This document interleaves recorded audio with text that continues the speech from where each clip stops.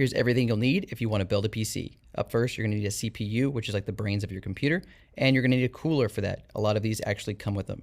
Next, you're going to need some memory or RAM, which is really easy to find. Then you're going to need some storage, aka a hard drive or an SSD. And next, you're going to need graphics cards. With this day and age, if you're using any kind of editing or video games, this is what you'll need. Now, this is a power supply for everything, all your components, so you'll need that. And then up next, you're going to need a motherboard, and this is what you're going to connect and put everything into. Now, let's go ahead and get started. Let's raise the retention arm and place our CPU in. There are triangles both on the motherboard and CPU that you line up.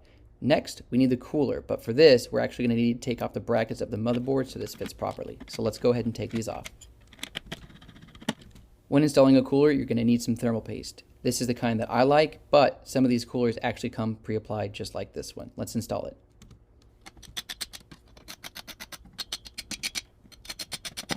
Now that that's installed, let's plug in our cooler to our motherboard. This is going to give it power and control the speed. Then we can clean up the cables and put in our RAM.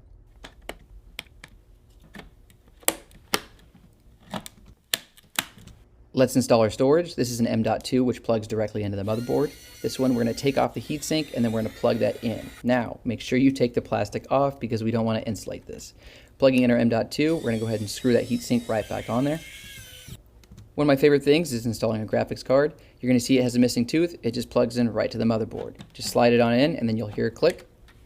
Lastly, we're going to go ahead and plug in all of our power to the motherboard, to the CPU, and then obviously to our graphics card. Once we do that, we can go ahead and use this to the test bench to make sure everything's working. We're going to use our screwdriver to bridge the connection and make sure everything's working, and as you can see, and another way with a nice motherboard, you can actually use your finger because it actually has a power switch on the motherboard. We are done.